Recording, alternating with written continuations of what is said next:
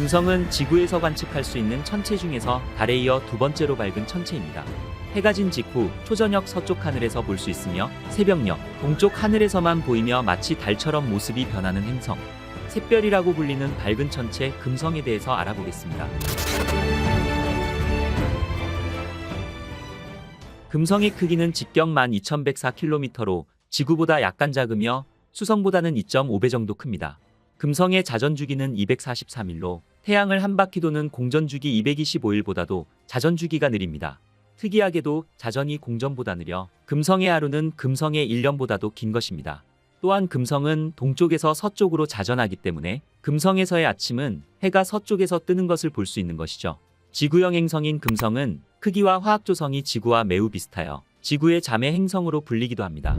금성의 내부 구조에 대한 직접적인 정보는 거의 없지만 금성과 지구는 크기와 질량이 유사하기 때문에 과학자들은 이 두 행성이 비슷한 내부를 가지고 있다고 추측하고 있습니다. 금성의 내부 구조 역시 지구와 마찬가지로 핵과 맨틀, 지각으로 이루어져 있으며 지구와 마찬가지로 금성의 핵 또한 최소한 일부분은 액체 상태로 남아있다고 추측하고 있습니다. 금성의 대기는 96.5%의 이산화탄소와 미량의 질소와 가스로 구성되어 있습니다. 또한 금성은 황산과 수증기로 구성된 두꺼운 구름이 행성 표면을 덮고 있어 금성에 도달하는 햇빛의 70%를 반사합니다. 반사된 빛으로 인해 금성이 이토록 밝게 빛나게 되는 것이죠. 금성은 지구온난화를 이야기할 때 빠질 수 없는 행성입니다. 실제로 온실 효과의 표본이기도 한 금성은 대기의 대부분이 이산화탄소이며 엄청난 온실 효과로 인해 지표 부근의 기온은 무려 섭씨 459도에 달합니다. 금성은 두꺼운 대기가 열을 가두어 표면 온도가 섭씨 470도보다 높습니다. 금성의 온난화 현상으로 태양에 가장 가까운 행성인 수성보다도 더 뜨거워지는 이유인 것이죠. 황금빛 아우라를 내뿜고 있는 금성의 모습입니다. 금성이 이러한 모습을 띠고 있는 이유는 두꺼운 이산화탄소 대기와 황산구름으로 덮여 있기 때문입니다. 또한 대류권이 지표에서 80km까지 존재하기 때문에 엄청난 힘의 대류운동이 일어나 평균 풍속이 360m/s나 됩니다. 풍속이 50m/s인 태풍 매미와 비교해봐도 금성의 풍속은 엄청난 것인 거죠. 더욱이 지구 대기의 90배가 넘는 고합성 대기임을 감안하면 금성의 풍속은 매우 빠르며 엄청난 운동 에너지를 보유하고 있는 것입니다. 또한 금성의 구름은 온통 고농축 황산이라 비가 내릴 때는 황산 비가 내립니다. 물론 뜨거운 이산화탄소 대기 열기 때문에 다시 증발해버려서 단 한 방울도 땅에 도착하지는 못합니다. 그리고 만약 금성에 발을 딛는 순간이 생긴다면 우리에게 보이는 건 흐릿한 풍경뿐일 것입니다. 엄청난 기압으로 인해 햇빛이 대기에 마구 산란되어 눈앞으로 보이는 물체들이 온통 흐려지기 때문입니다. 다시 말해 하늘에서는 유독성 황산비가 내리고 폭풍이 불며 땅바닥은 바싹 타들어가는 불지옥인 것입니다. 지구에서 관측되는 이미지는 밝게 빛나는 아름다운 모습이지만 실제로는 무시무시한 고온과 고압, 금속의 표면을 부식시키는 대기 등 극한 환경을 가진 행성이 바로 금성입니다. 미의 여신 비너스라고 불리는 금성은 실제로는 지옥의 여신이었네요. 금성은 지구보다 공전 궤도가 작으므로 지구에서 볼 때 태양을 중심으로 태양 동쪽과 서쪽을 왔다 갔다 하는 것처럼 보입니다. 그래서 해가 뜨기 전이나 해가 진 직후 잠시 동안만 볼 수 있는데 금성을 가장 오래 관측할 수 있는 경우는 금성이 태양과 가장 멀리 떨어져 있을 때입니다. 금성은 지구에서 관측되는 달의 모양처럼 금성의 모양도 달처럼 변합니다. 금성의 빛은 태양의 빛을 반사하는 것이기 때문에 태양으로부터 받는 각도와 지구와의 위치에 따라서 달처럼 차고 이질어지기도 하는 것이죠. 금성의 일식현상. 지금 보시는 사진은 2012년 6월 6일 금성이 태양과 지구 사이를 지나가는 금성 태양면 통과현상의 모습입니다. 금성의 일식현상은 금성이 지구와 태양 사이에 정확하게 위치하여 생기는 천문현상으로 약 105년과 8년 주기로 번갈아 일어납니다. 지난 2004년에 한 번, 그리고 2012년에 한 번 관측되었으므로 다음 관측 예정 연도는 2117년이 되겠네요. 금성의 표면을 가리는 두꺼운 구름층 때문에 사람들은 오랫동안 금성이 지구와 비슷하다고 믿었습니다. 지구와 가까운 거리로 인해 과학자와 천문학자들에게 호기심을 유발하기 충분했던 금성에는 수많은 우주선이 보내졌습니다. 금성에는 지금까지 40개 이상의 우주선이 보내졌는데 그중 가장 대표적인 금성 탐사로는 미국의 메리너 프로젝트와 소련의 베레나 프로젝트였습니다. 미국은 1962년 7월 22일과 8월 27일 금성 탐사선으로 메리너 1호와 2호를 발사했습니다. 메리너 1호는 발사 직후 문제가 생겨 실패했지만 메리너 2호는 발사에 성공하여 그해 12월 14일 최초로 금성 근접 비행을 했습니다.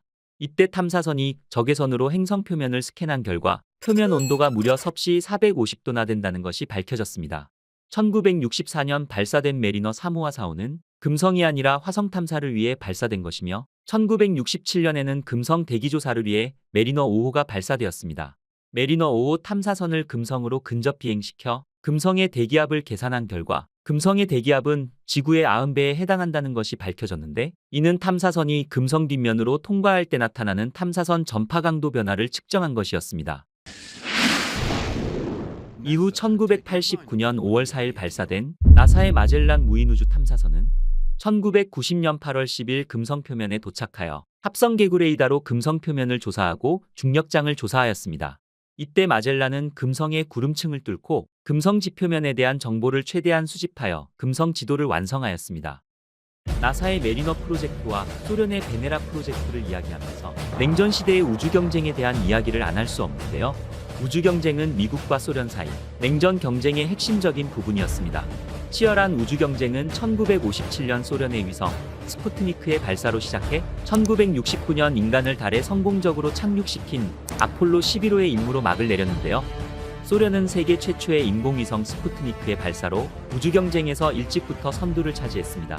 이후 미국은 1958년 미항공우주국 나사를 창설하고 1958년 익스플로러 1호를 포함한 자체 위성을 발사하는 것으로 대응했죠. 1961년 소련이 최초의 우주인 유리 가가린을 우주로 쏘아 올렸을 때 경쟁은 더욱 치열해졌고, 미국은 그 직후 앨런 셰퍼드를 우주로 쏘아 올리며 대응했습니다.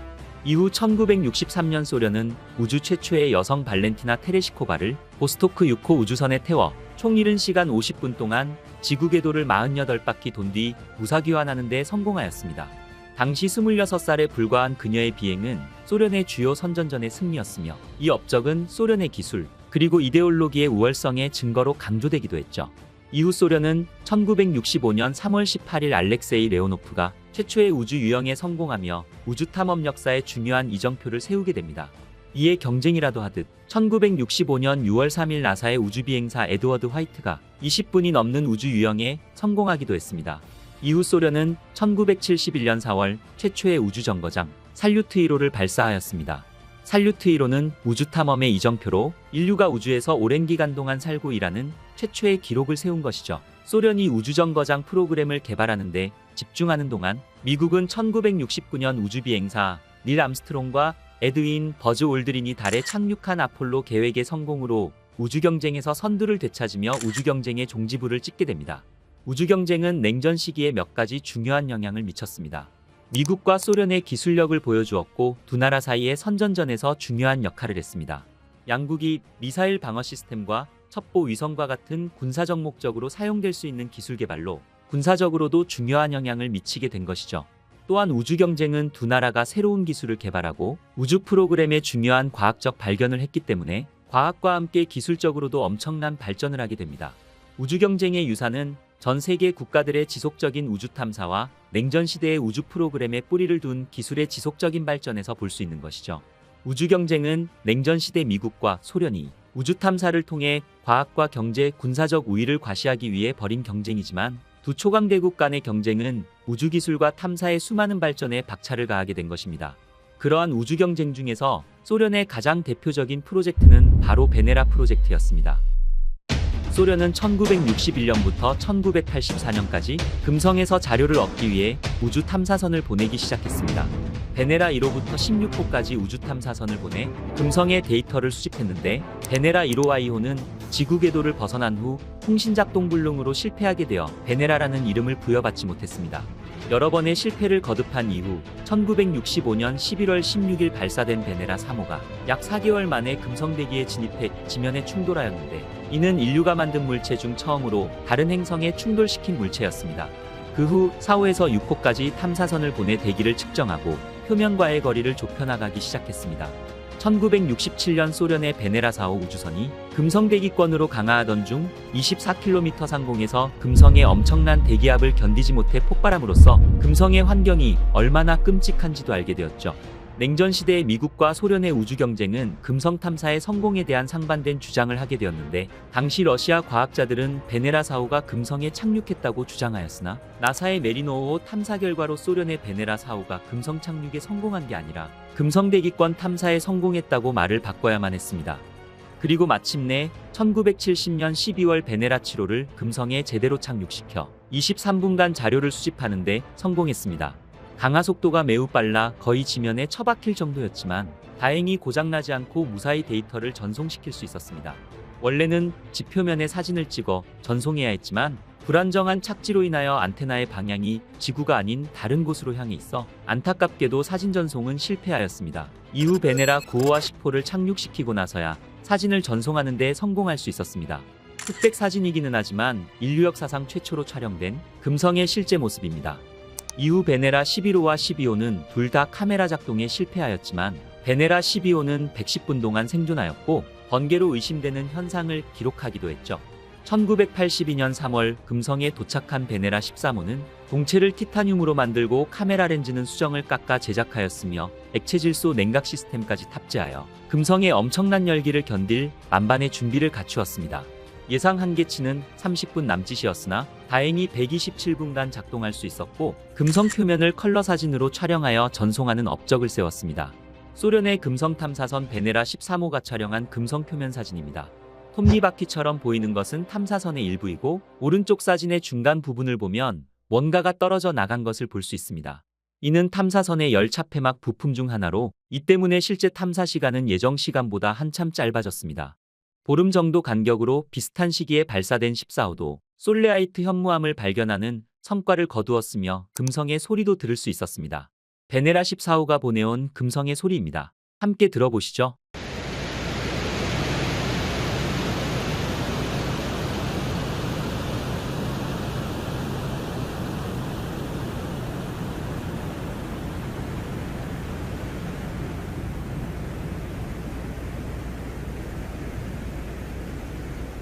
금성 표면에서 직접 녹음된 베네라 14호의 금성의 실제 소리입니다.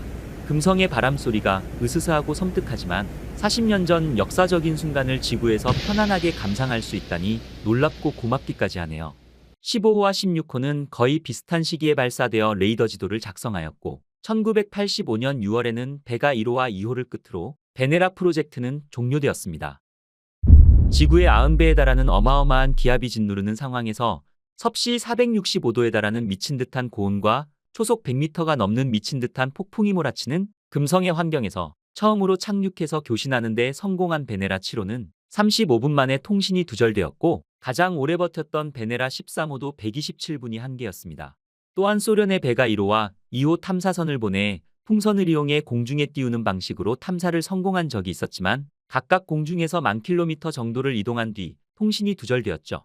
탐사선을 만들어서 보내도 1시간을 못 버티고 박살이 나버리는 환경 탓에 금성 탐사는 이후로도 이루어지지 못하고 있었습니다. 하지만 2021년 6월 2일 나사는 30년 만에 금성 탐사 계획을 발표합니다. 다빈치 플러스와 베리타스라는 독립적인 프로젝트로 상호 보완적으로 비슷한 시기에 출발할 수도 있다고 합니다. 첫 번째 다빈치 플러스 프로젝트입니다. 다빈치 플러스 프로젝트의 1차 탐사 목표는 대기권의 화학적 조성 분석입니다. 금성 대기를 뚫고 낙하산에 실려 내려가면서 실시간으로 대기를 정밀하게 분석하고 그 결과를 지구로 전송하는 것입니다. 또한 금성 대기의 화학 조성을 분석하여 생명 탐사의 의미도 담고 있습니다. 두 번째 프로젝트인 베리타스는 고성능 레이더 장비를 이용해서 좀 더 자세하고 해상도 높은 금성 지표면의 지도를 만드는 것이 목표입니다. 3차원의 정보까지 종합해서 금성 표면의 화산 활동과 지각의 단층 구조를 확인하는 탐사 계획을 가지고 있습니다. 나사의 베리타스 프로젝트와 다빈치 플러스 프로젝트의 상호 보완적인 탐사 활동으로 금성에 대한 새로운 발견과 놀라운 모습을 우리에게 가져다 주게 될지 기대됩니다. 지금까지 태양계의 두 번째 행성이자 아름다운 미의 여신 비너스로 불리우는 금성. 하지만 실제로는 무시무시한 극한 환경을 가지고 있는 금성에 대해서 알아보았습니다. 그리고 우리가 사는 지구입니다.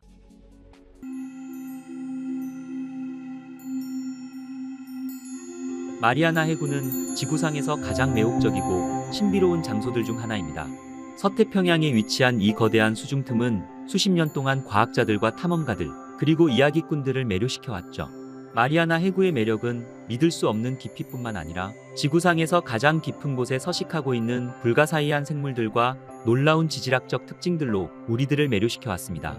마리아나 해구에는 챌린저 해연과 비티아즈 해연이 존재합니다.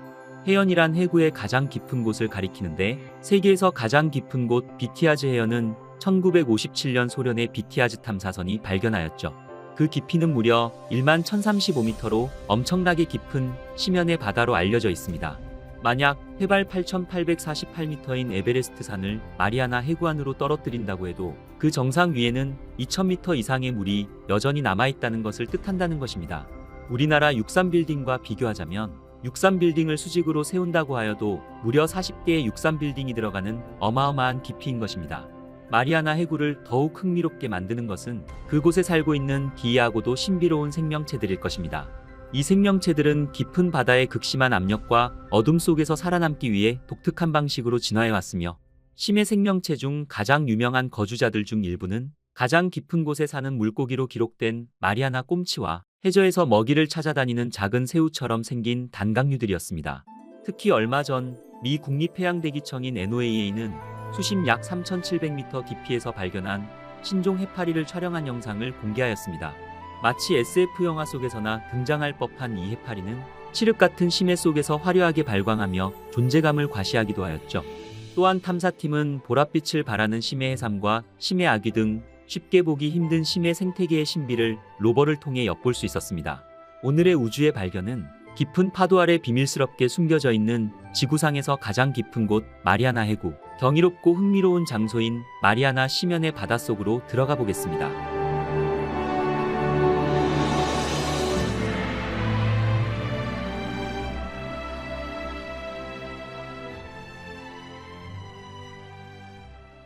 세계에서 가장 깊은 바다는 마리아나 해구로 알려져 있습니다. 이곳에는 각종 심해어 등 희한한 모양의 심해 생물이 살고 있습니다. 2012년 영화 아바타로 유명한 제임스 카메론 감독이 잠수정을 타고 탐험한 일은 인류 역사에 기록될 정도로 큰 화제가 되기도 하였죠. 6시간에 걸친 사투 끝에 마리아나 해구를 탐험하고 나온 카메론 감독은 그곳은 마치 달의 표면과 같았다고 표현하기도 하였죠. 이것은 심해 탐험이 우주 탐험보다도 위험하고 어려운 일이기 때문이었습니다. 인류는 1969년 아폴로 11호를 타고 달에 갔다 오면서 인간의 최대 모험을 끝낸 것처럼 생각하였지만 사실 더 큰 모험은 아직 지구 내부에 있었습니다. 빛조차 닿지 않은 희귀한 심해 생물이 살고 있는 심해 탐험과 땅속 탐험이 아직 남아있는 것이죠. 인류는 무려 34만 킬로미터나 되는 거리의 지구 밖 달을 다녀왔지만 바다 속이나 땅 속을 1만 미터 이상 들어가는 것은 우주 탐사보다도 더욱더 위험천만한 일이었습니다. 그나마 세계에서 가장 깊은 바다인 11km의 마리아나 해구에는 갈 수 있었지만 지구속 35km 거리로 추정되는 지구 내부의 멘틀은 아직 인간이 확인조차 할 수 없는 미지의 세계로 남아있는 것이죠. 인간의 몸은 일기압의 공기 압력을 견디며 살아가고 있습니다. 그리고 우주의 기압은 0기압인 반면 챌린저 해연의 마리아나 해구의 기압은 무려 1000기압이 넘는 것입니다. 우주에서는 우주복만으로 견딜 수 있지만 세계에서 가장 깊은 바다에서는 쥐포처럼 납작하게 찌그러뜨릴 정도로 짓눌려버리게 되는 것이죠. 하지만 1000기압을 넘나드는 이런 곳에서 심해 생물이 살고 있으니 이 또한 놀라운 일이었습니다. 우리가 살고 있는 지구상의 바다는 지구 면적의 71%를 차지하고 있습니다. 그 깊이만 평균 4000m가 넘으며 지구 표면의 70% 이상의 곳은 인간이 목숨을 걸어야만이 갈 수 있는 것입니다.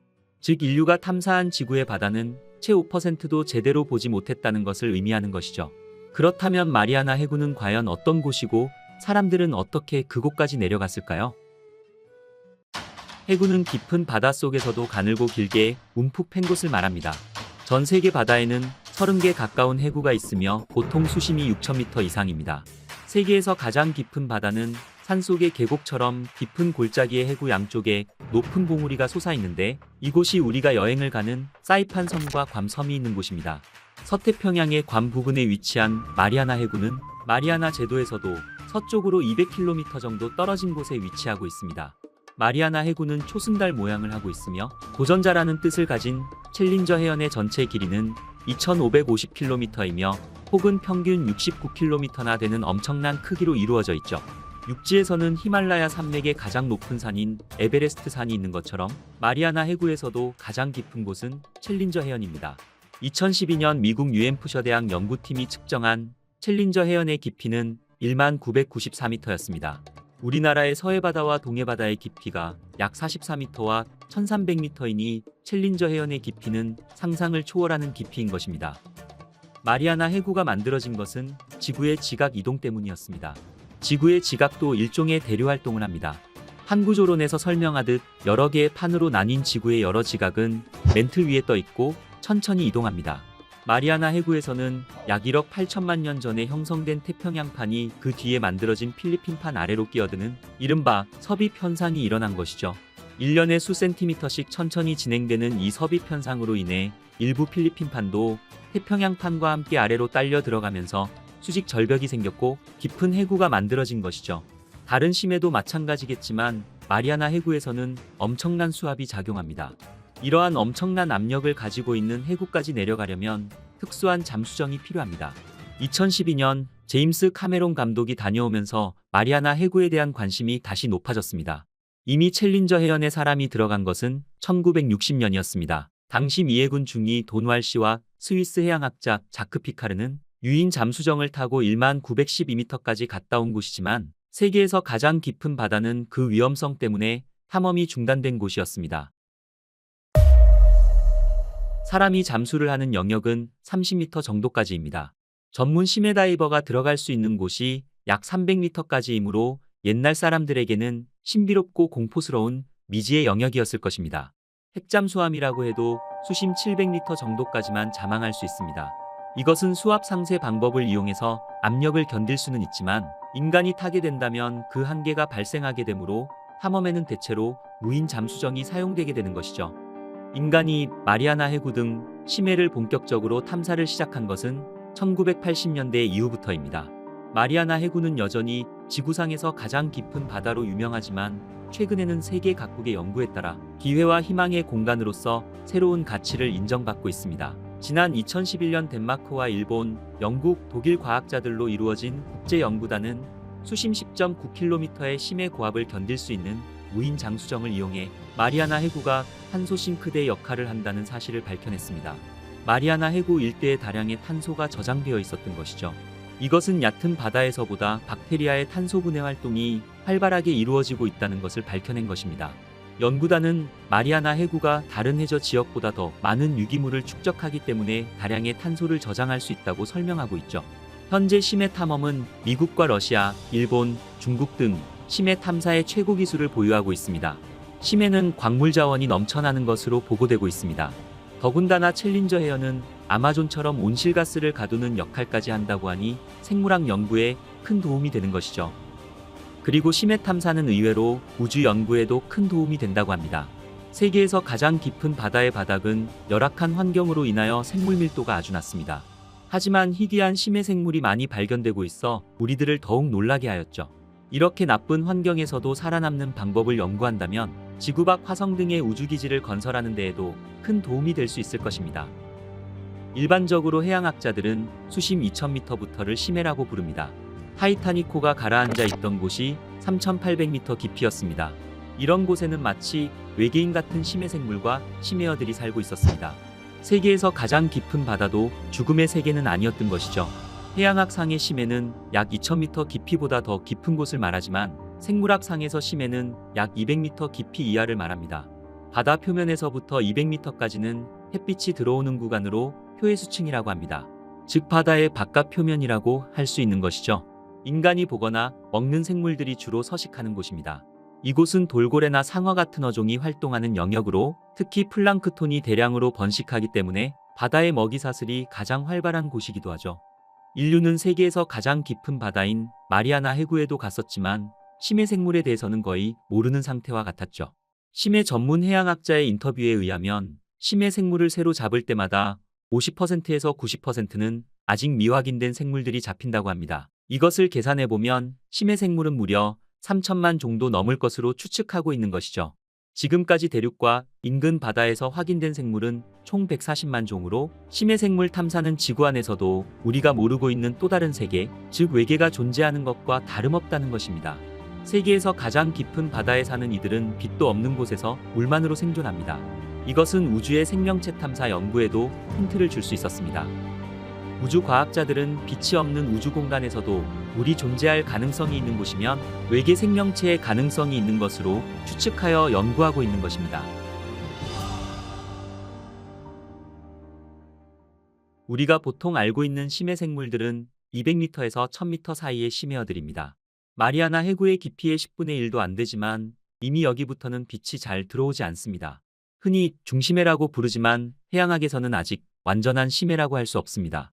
심해에 산다고 알고 있는 향유고래와 대왕오징어들이 이 구간에 살며 인터넷에 심해 생물이라는 사진으로 돌아다니는 베러라이와 마귀상어, 블로피시 등이 이곳 중심해에 살고 있는 생물들인 것이죠.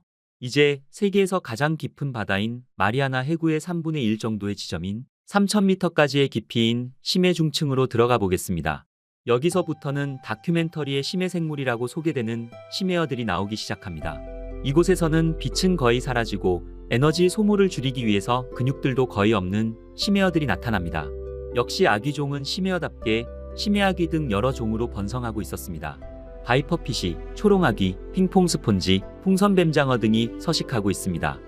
특히 얼마 전 미국 해양대기관리처인 NOAA는 수심 약 3700m 깊이에서 발견한 신종 해파리 젤리피쉬를 촬영한 영상 자료를 공개하였습니다. 마치 SF 영화 속에서나 등장할 법한 이 해파리는 칠흑 같은 심해 속에서 긴 촉수 10여 개가 바깥쪽으로 펼쳐 화려하게 발광하며 존재감을 과시하였습니다. 또한 탐사팀은 보랏빛을 발하는 심해 해삼과 심해 아귀, 은상어 등 쉽게 보기 힘든 심해 생태계의 신비를 로버를 통해 엿볼 수 있었습니다. 그리고 심해 중층 아래는 심해 저대가 있습니다. 오대양의 평균 깊이가 4000m이니 대부분의 바다의 바닥이 여기에 해당하는 것이죠.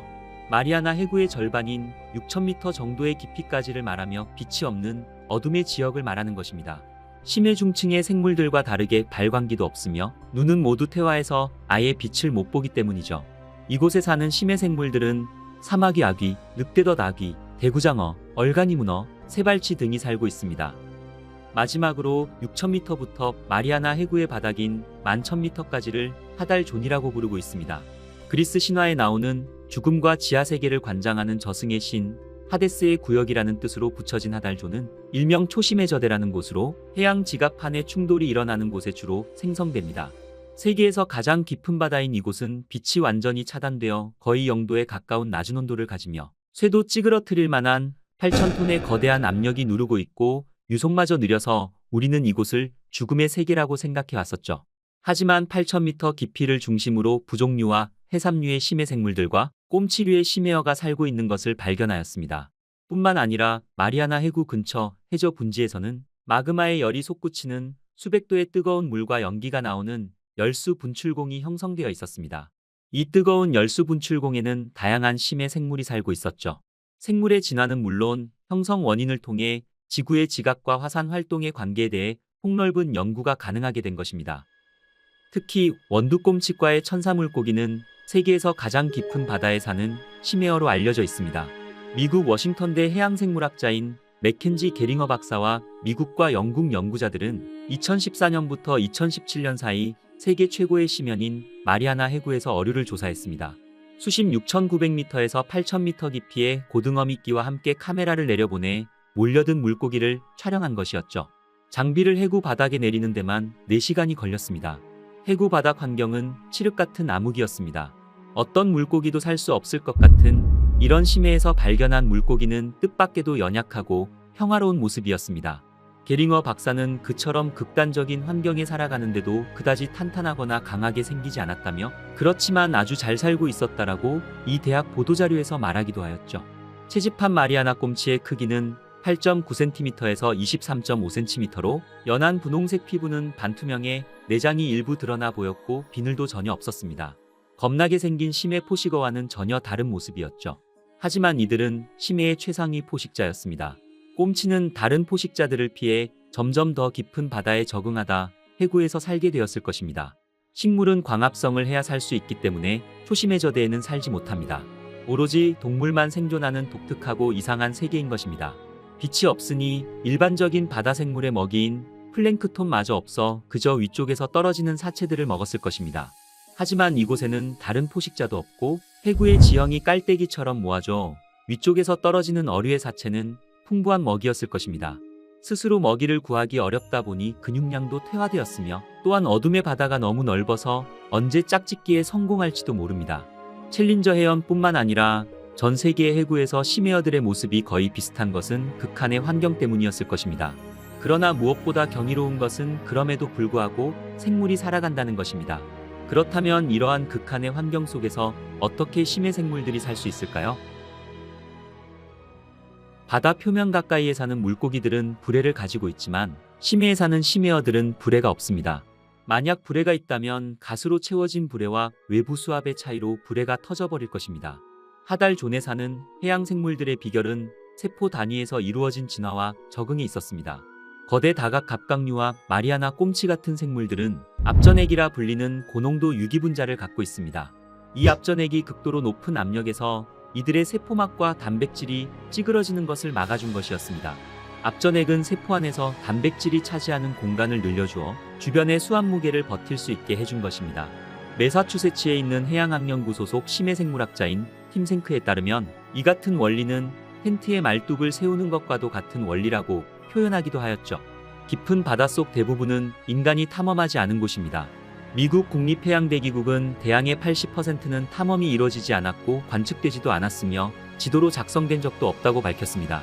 우리가 해저보다 화성 표면을 더 많이 안다는 역설도 그런 현실에서 비롯된 것이었죠. 깊은 해구는 지구에서 가장 외진 곳입니다. 그러나 그곳을 이해한다면 지구의 중요한 특성을 더 잘 알 수 있을 것입니다. 지질구조와 기후변화만이 아니라 지구에서 생명체가 어떻게 탄생했는지에 관한 단서도 얻을 수 있을지 모른다는 것이죠. 2019년 현재까지 유인 잠수정으로 가장 깊은 곳까지 들어간 미국의 한 사모펀드 창립자인 빅터 베스코보는 극단적인 환경에서 생명체가 어떻게 생존할 수 있는지 알면 지구에서 어떻게 생명체가 생겨났으며 다른 행성에도 생명체가 존재할 수 있는지를 이해하는 데에도 도움이 될 것이라고 말하고 있으며 또한 해양지질학자들은 지각이 어떻게 움직이는지 파악함으로써 지진과 쓰나미가 어떻게 발생하는지를 더 깊이 알 수 있다고 기대하고 있죠. 오늘의 우주의 발견은 지구상에서 가장 깊은 곳 마리아나 해구에 대해서 알아보았습니다. 해저 탐험은 또 다른 미지의 세계로 들어가는 것입니다. 우리는 깊은 바다가 무엇을 가르쳐 줄지 모릅니다. 진정한 탐험은 우리를 놀라게 할 것이니 말이죠. 세계기상기구 WMO는 지난달 세계기상기후 보고서를 내놓으면서 엘니뇨를 대비하라는 제목으로 전 세계 기후경고를 알리는 메시지를 올렸습니다. 한마디로 올여름부터 적도 부근 동태평양의 해수면 온도가 평년보다 높아지는 엘니뇨 현상이 시작되어 지구를 더 뜨겁게 달굴 것이라는 예보를 내놓은 것입니다. 세계의 기상 전문가들은 올여름부터 시작될 엘니뇨가 그저 보통의 엘니뇨가 아니라 훨씬 강력한 슈퍼 엘니뇨가 될 것이라고 심각하게 우려하고 있는 것이죠. 이것은 곧 더 뜨겁고 더 큰 놈이 온다는 섬뜩하고 무서운 이야기인 것입니다. 엘니뇨가 발생하면 태평양을 중심으로 가뭄과 홍수 등의 양극화 현상이 심해지면서 폭염과 산불 등이 더욱 기승을 부릴 것이라는 심각한 경고인 것입니다. 하지만 더욱 무서운 사실은 엘니뇨가 이제 막 시작되었다는 것입니다. 이것은 전 세계 사람들이 겪고 있는 극심한 폭염과 홍수들이 아직 엘니뇨 영향이 미치지 않았다는 것을 뜻하며 2024년에는 더욱더 뜨거운 기후변화가 있을 것을 의미하고 있는 것이죠. 기후과학자 슈미트 소장은 올해 말을 정점으로 엘니뇨의 크기가 얼마나 크게 될지에 따라서 엘니뇨의 영향이 강해질지를 좌우하는 변수가 될 것이라고 말하고 있습니다.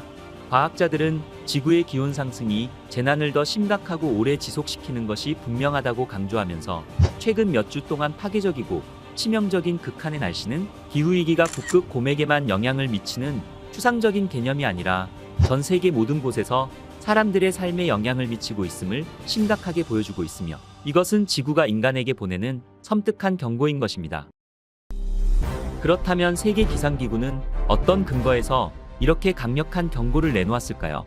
세계기상기구에 따르면 최근 3년 동안 적도 부근 동태평양의 해수면 온도가 평년보다 0.2도 낮은 라니냐 현상이 지속되었지만 이제부터 해수면 온도가 0.5도 높아지는 엘니뇨 현상이 찾아와 몇 년간 지속될 것이라는 분석인 것입니다. 그리고 엘니뇨에 따른 0.5도 해수면 온도 상승은 기후변화로 인한 글로벌 기온 상승에 약 20%의 추가 상승 효과가 있어 그 영향력은 막강할 수밖에 없다는 것입니다. 세계기상기구 페텔 탈라스 사무총장은 지난 3년 동안 해수면이 차가워지는 라니냐로 인해 전체적인 지구 온도 상승이 억제되어 왔음에도 불구하고 우리는 최근 역사상 가장 따뜻했던 8년을 보냈으며 이제부터 태평양 해수면 온도가 높아지는 엘니뇨가 찾아오면 기후변화로 더워진 지구를 엘니뇨가 더 덥게 만들어 앞으로 몇 년 동안 더 뜨거운 지구가 될 것이다라고 설명하였습니다. 그리고 엘니뇨의 발달은 지구온난화 추세를 급격하게 부추길 것이며 지구기온과 관련된 기록들을 계속해서 깨뜨리며 새로운 기록들을 세울 것이다라는 말과 함께 기후변화의 심각성을 강조하기도 하였죠. 그렇다면 전 세계 날씨에 막대한 영향을 끼치는 엘니뇨와 라니냐란 무엇일까요? 그리고 왜 엘니뇨와 라니냐가 연결되어 있고 이것으로 인해 전 세계에 미치는 기후 영향은 어떻게 되는 걸까요? 태평양의 크기는 지구 표면의 3분의 1을 차지하며 지구상의 모든 대륙을 합친 것보다 넓고 전 세계 바다 면적의 절반을 차지하는 엄청난 크기로 인해 태평양에서 발생하는 기후변화는 전 세계에 걸쳐 널리 퍼지게 됩니다. 그럼 엘니뇨가 발생하는 이유를 이해하기 위해서는 기후가 정상적인 조건일 때 태평양에서는 무슨 일이 일어나는지를 먼저 살펴봐야 합니다. 태평양이 있는 적도상공에서는 적도를 따라 무역풍이라는 바람이 불어옵니다. 이 무역풍은 항상 동쪽에서 서쪽으로 부는 편동풍의 형태이며 이것은 지구의 자전으로 인해 발생하는 코리올리 효과의 산물로 북반구의 공기는 남서쪽으로 편향되고 남반구의 공기는 북서쪽으로 편향되면서 적도에 가까워질수록 휘어지면서 발생하는 것입니다. 이 무역풍은 태평양을 가로질러 서쪽으로 불며 항상 일정하게 부는 무역풍의 영향으로 남미 연안에서 아시아로 따뜻한 물을 끌어들이며 페루 인근 동태평양 지역의 따뜻한 바닷물은 계속 서쪽으로 밀려가고 그 공간을 채우기 위해 수심 깊은 곳에 있던 해류가 표층 위로 올라오며 상승하는 용승현상이 발생하게 됩니다. 이 차가운 용승해류의 심층수는 바다 밑에 퇴적되어 있던 인과 질소 등 영양 염류를 풍부하게 함유하고 있어 식물성 플랑크톤을 공급하며 물고기의 생태계와 이를 먹고 사는 모든 것에 영양분을 공급하게 되는 것입니다. 특히 이를 먹이로 하는 엄청나게 많은 멸치떼들이 동태평양 지역으로 모여들게 되는 것이죠. 따라서 이 같은 정상기후에 충격이 가해질 경우 해양생물에게는 큰 도미노 효과를 미치게 되는 것입니다. 이것이 태평양의 정상적인 상태라면 엘니뇨는 정상의 붕괴를 뜻합니다.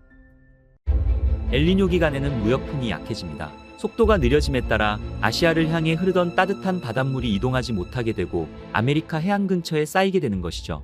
이것은 용승작용이 잘 되지 않는 것을 말하며 차례로 태평양에서부터 더 동쪽으로 따뜻한 공기와 바닷물의 영역에까지 확대되는 것을 뜻하며 이 용승작용이 적어지면서 식물성 플랑크톤을 먹고 사는 물고기들의 이동이 없어지거나 물고기들이 죽게 되는 현상이 발생되는 것입니다. 그리고 엘니뇨가 발생하게 되면 가장 따뜻한 바닷물의 영역이 이동함에 따라 습하고 불안정한 날씨 또한 함께 이동합니다.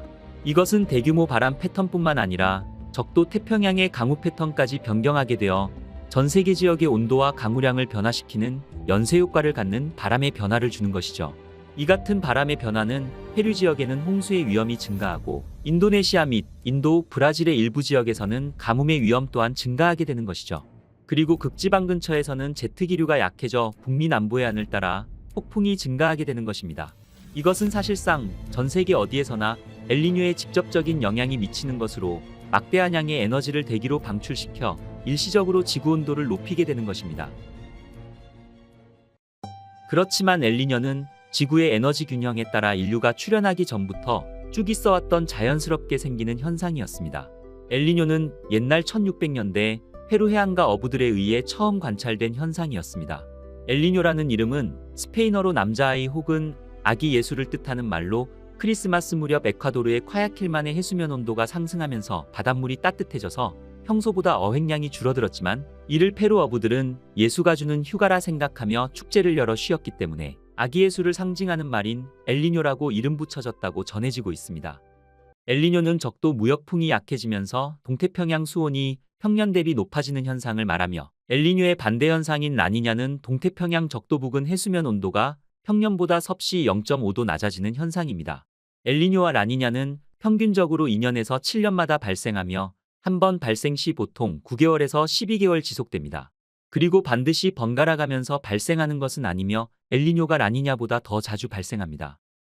엘니뇨의 반대 현상인 라니냐는 이 무역풍이 평년보다 강해져서 동태평양에 있는 따뜻한 바닷물을 서쪽으로 강하게 옮겨 찬해수의 용승작용으로 인해 동태평양에서는 평년보다 차가운 저수온 현상이 나타나는 것입니다. 이것은 바닷물이 평년 수온보다 0.5도가량 내려가는 경우를 뜻하며, 이 때문에 필리핀과 인도네시아 등 적도에 위치한 태평양 서쪽 국가의 기후는 고온다습한 반면 멕시코와 페루, 칠레 등 중남미 날씨는 비교적 차갑고 건조한 날씨가 만들어지는 현상을 라니냐라고 하는 것이죠.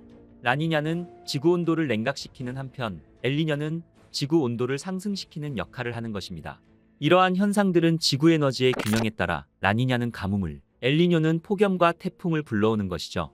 라니냐와 엘니뇨는 무역 풍세기에 따라 번갈아 가면서 나타나는데, 이를 엘니뇨 남방진동이라고 부르며, 지구의 기온과 강우량은 열대 태평양의 해수면 온도가 변하는 이 진동주기의 영향을 받는 것이죠.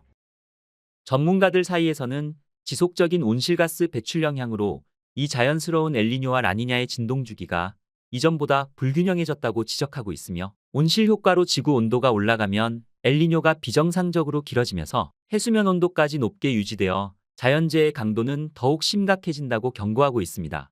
지구 온도가 높을수록 공기가 수증기를 더 많이 포함하는데, 이런 경우 평소보다 강수량이 폭증해 홍수 피해가 심해질 수 있다는 것이죠. 이는 생태계에도 심각한 영향을 주고 있습니다.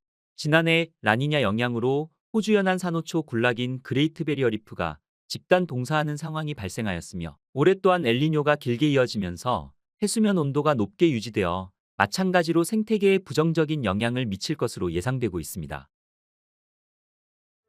이런 사례들을 보면 극한의 호우와 극한의 기후 시대가 시작했다는 평가는 결코 과장이 아닌 것입니다.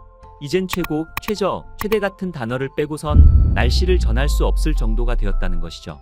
한마디로 이제는 지구온난화의 시대에서 이제 지구는 펄펄 끓는 시대가 된 것입니다. 지구온난화라는 말은 이제 옛말이 된 것이죠. 한편 세계기상기구 WMO는 올해 7월 첫 3주는 역사상 가장 더웠던 3주로 확인됐다며, 이번 달이 지난 12만 년 중 가장 더운 달이 될 것이라는 진단을 내놨기도 하였습니다. 특히 아시아와 유럽 북미는 여전히 극한의 더위에 신음하고 있으며, 미국 남서부에서는 43도 이상의 폭염이 한 달째 이어지며 온열 질환에 따른 인명피해도 늘어나고 있습니다. 그리고 남유럽 그리스와 이탈리아, 아프리카 알제리 등 지중해 일대에서는 고온으로 인한 산불로 현재까지 40명 이상의 사망자가 나왔고, 지난 주말 로도스 섬에서 번진 산불로 인해 약 2만 명의 관광객들이 긴급 대피를 했던 그리스는 수온주가 46도까지 치솟으며 화재 발생 건수는 61건으로 추가 발생하기도 하였죠. 중국 또한 다르지 않았습니다. 중국은 지난달 폭염으로 인해 돼지와 토끼, 물고기 등이 줄줄이 폐사해 식량위기 가능성마저 거론되고 있다고 CNN은 전하고 있습니다. 우리나라 또한 남부지방의 고온다습한 수증기의 양이 크게 증가하면서 이번 장마철 남부지방에 폭우가 집중된 것 또한 엘니뇨의 영향으로 해석되고 있는 것이죠. 한여름 폭염은 햇볕과 고온 다습한 남풍이 더해지며 올여름을 더 뜨겁게 데우고 있습니다. 특히 초강력 태풍이 북상할 가능성도 있다는 것입니다. 해수면 온도가 올라가면 바다에서 발생하는 수증기량이 늘어나기 때문에 태풍의 규모가 커진다는 것이죠. 올봄 동남아를 초토화한 슈퍼사이클론의 경우 내륙을 강타하기 직전 다량의 수증기를 흡수해 덩치를 대폭 키웠으며, 슈퍼 엘니뇨로 태평양 수온이 올라가면 작년 흰남노와 같은 초강력 태풍이 북상할 수 있다는 우려가 나오는 것입니다. 그리고 현재 북반구 여러 나라에선 공기의 흐름이 엉키면서 뜨거운 공기층이 쌓이는 현상인 열돔 현상까지 발생하여 이상고온 현상을 부추기고 있으며, 이런 열돔 현상이 한여름 우리나라 상공에 생기게 되면 폭염 수위는 더욱 올라가고 대기 흐름의 균형이 붕괴되면서 기상예측 또한 더욱 어렵게 만드는 것입니다. 그리고 더욱 섬뜩한 사실은 올해는 그저 시작일 뿐이라는 것입니다. C3S 보고서에 따르면 엘니뇨가 아직 발달 단계에 있다는 점에서 그 영향이 본격화하는 내년에는 온도가 더 급격히 오를 것이라고 내다보고 있으며, 심지어 해수면 온도가 평년 대비 2도 이상 상승하는 슈퍼 엘니뇨마저 예상되고 있는 것입니다. 미국 브라운대 교수 킴콥 또한 7월 기온은 눈이 튀어나올 정도로 충격적이라며 얼마 안 있어 이 기록 또한 갱신될 것이라고 말하고 있죠. 기후변화는 그 자체로도 문제지만 기후변화의 속도가 예상보다 빠르게 변화하고 있다는 것이 더 문제입니다. 환경운동가와 기후과학자들은 화석연료에서 청정에너지로 신속하게 전환할 것을 촉구하고 있지만 화석연료 사용은 해마다 기록적인 수준으로 치솟고 있으며 기후과학자들은 최근 기록적인 더위와 홍수를 두고 지구가 인간에게 내미는 기후변화에 따른 청구서라고 표현하고 있으며, 이제 모닝콜이 왔다며 현재 기후변화 대응에 대한 태만함의 대가로 지구가 인간에게 보내는 영수증이 지금 들어오고 있다라고 표현하며 경고하고 있는 것이죠. 이 같은 사건의 해법은 아주 단순합니다. 바로 그 해법은 온실가스 배출 감소뿐인 것이죠. 슈미트 소장은 사람들이 더 많은 화석연료를 태우며 온실가스를 대기로 뿜어 올리는 것을 멈추지 않는 한 지구의 기온은 계속 오를 것이라고 말하고 있습니다. 4년 만에 발생한 엘니뇨 현상과 함께 내년에는 지구온난화로 인한 역대 가장 뜨거운 여름이 될 것이라는 기후예보를 통해 지구가 인간에게 보내는 강력한 경고 메시지인 엘니뇨 현상에 대해서 알아보았습니다. 오늘의 우주의 발견은 여기까지입니다. 오늘 보신 영상이 마음에 드셨다면 아마 다른 영상도 재미있게 시청하실 거라 생각합니다. 다른 영상이 보고 싶으시면 영상 끝에 정주행 영상을 클릭하셔서 편안하게 시청하시길 추천드립니다. 저는 또 더욱 재미있는 우주 이야기를 가지고 다시 찾아뵙겠습니다. 여러분 아시죠? 구독과 좋아요 한 번씩만 눌러주시고요. 끝까지 시청해주셔서 감사합니다.